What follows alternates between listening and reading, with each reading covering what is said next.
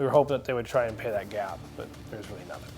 The road to recovery continues for victims of the Gray and Oregon Road fires. Tonight, we're hearing from one family who got some federal aid to rebuild, but not nearly enough. After this morning's round of snow, we are heading into another chance before we dry out and warm up next week. And 7 World Central Kitchen aid workers killed in Gaza. Tonight, a former Spokane chef who worked for that same organization is talking with KREM 2. Good evening, and thank you for joining us here on KREM 2 News at 5. I'm Whitney Ward. Mark is off tonight. Our top story, remember when we had a beautiful stretch of sunshiny, warm days here in the inland Northwest? I barely remember it. Today we woke up to snow in our region, so that is our top story tonight. Chief Meteorologist Jeremy Legoo joining us now from the Weather Center. What do you think? Should we expect more of this here in the next few days? Some people, you know. This is a tough one. Yesterday was a tough one, and the number of times we see snow in the forecast this time of year is ridiculous. The number of times it comes to fruition, seldom. But here we are. Right now, we are colder than we were at this time yesterday when it comes to the ground. We are at the exact same temperature in the clouds overhead. So, do we get more snow? Yeah, some places do.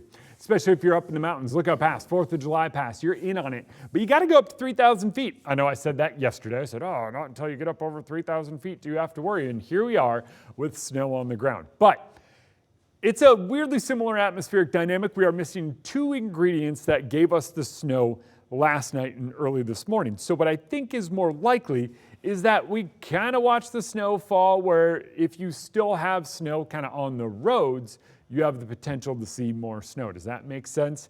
Look, by tomorrow morning, it's a wintry mix in Pullman and Moscow. A stark contrast from where we were early this morning. Look out past 4th of July, get a little bit of snow.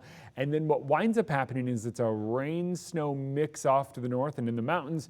Here in Spokane and Coeur d'Alene, it's likely all rain that eventually moves out later on in the day, and then we head into our dry stretch. The dry stretch, well, it starts Sunday, and it just keeps getting drier and sunnier through most of next week. Monday, 53 and mostly sunny, but tomorrow morning winds up looking kind of similar to this morning, but oh man, this is really putting myself out there. I don't think we have to worry about another round of snow, and if it does fall in places like Spokane, it is not going to stick to the roads. All right, thank you very much, Jeremy. Speaking of cool temperatures, not exactly ideal weather for the start of baseball season here in Spokane, but we are making the best of it. Tonight, the KREM 2 sports team is out enjoying opening night at Avista Stadium. So, Travis, how's it going out there?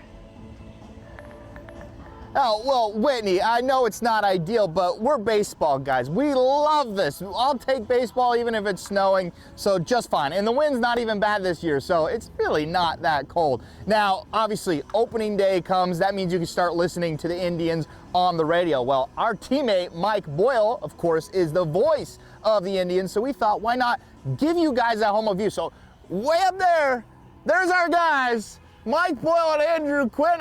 Fellas, I'll send it up to you. Well, Travis, thank you very much. And look at us. We're here in the best seat of the house. The voice of the Indians, Mike Boyle. Opening day number 13. Happy opening day, Boyle. I just hope 13's a lucky number because, after the Chiefs went out on Wednesday, hoping that the Indians can pick up on the winning ways that here tonight. Well, there you go. You just saw the starting lineups. We're getting ready here about an hour, a little over an hour and a half away from first pitch. Just the excitement level of an opening day here.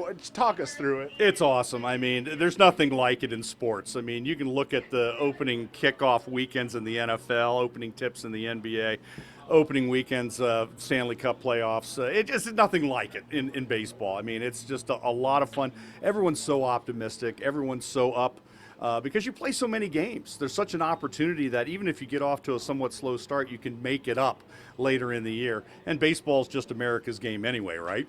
That's right. Absolutely. America's pastime. We're out here. And hopefully we get some good weather tonight. You know, right now it's staying all right for us. But talk to me about this. We got Braden Ward playing second base tonight. Kind of a new position for him, but he played there a little bit. He did play a little bit last year. He's primarily an outfielder, but I think going forward, I think they're looking at the stack within the minor league system to say, hey, your better opportunities to move up are going to be playing at this position. Also, it makes him a little more versatile where he can fill in at second base and play some outfield as well. But certainly you want to keep him in the lineup. He's one of the fastest guys in baseball. He was right at the top as far as stolen bases per game in all of minor league baseball last year. He's a guy you want to have in there. A lot of returners for Spokane, 16 of them to be exact, on the 30-man roster. So it's going to be interesting to see how they come out of the gate this year. Well, there you have it. Mike Boyle will have your call. 6:35 first pitch tonight. The Indians and the Canadians. It's opening day, folks.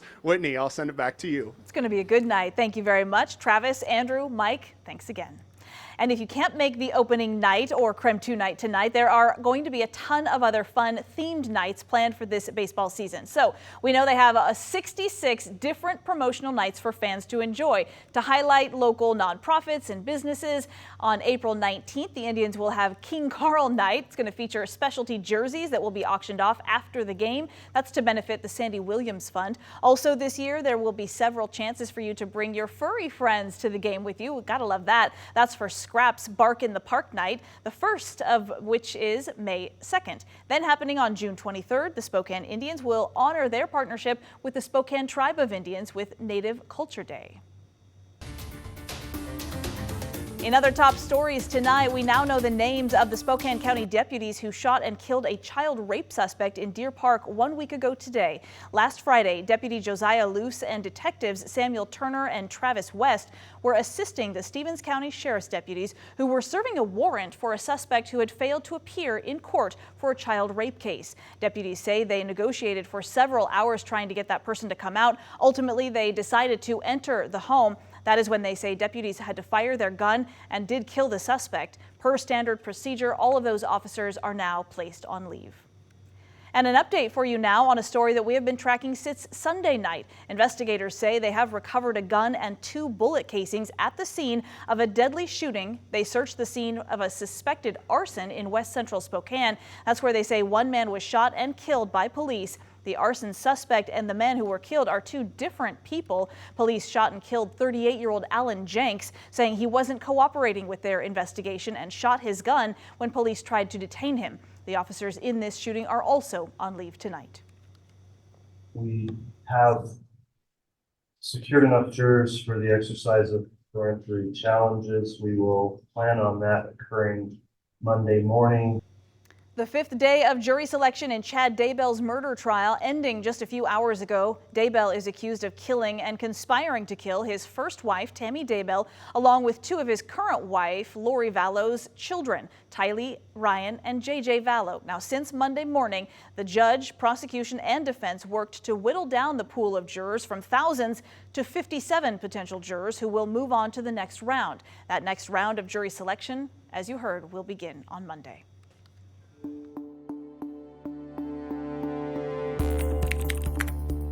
Seven people dead, but there are 7 on top of a list of more than another 190 humanitarian workers that they've been killed over the last 6 months.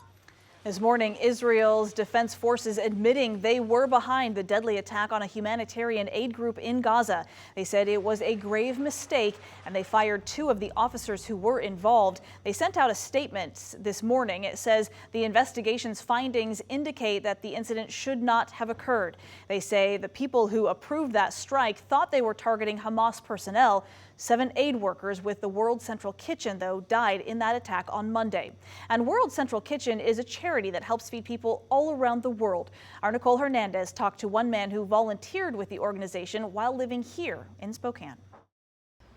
I'm glad I'm here. If you believe life is all about perspective, then you'd know an experience like this. Just everything is just smashed. Would be life-changing. It kind of awakened me as a human. Jeremy Hansen volunteered with World Central Kitchen in 2017. How many meals we have here? Helping feed thousands of people after Hurricane Maria hit Puerto Rico. The looks on their faces and how they shared their how grateful and thankful they were, and people were crying about it. It was just amazing. That perspective, now 7 years later, giving Jeremy a unique lens to see the crisis in Gaza through. They're wiping out all the food storage areas and everything. Like, It's probably worse in Gaza, actually, unfortunately. Not just for the people living there, but for the aid groups too. I was blown away, kind of. I was like, oh my gosh, like, I might know some of these people. 7 people helping bring food to some of the world's most food insecure killed. I was talking to my wife yesterday, and I was like, I would still be on that team and I'd be working for them. I'd be someplace, but I got these little guys. What he can do, though, is help World Central Kitchen collect donations. And then I was like, actually, I'm going to post this QR code so people can just click on it and then go help donate. Giving them the resources to give out more meals on top of the more than 40 million they've already handed out. It's a really amazing organization. That's a perspective most everyone can probably agree on. Smashing on rice. In Spokane, Nicole Hernandez, KREM 2 News.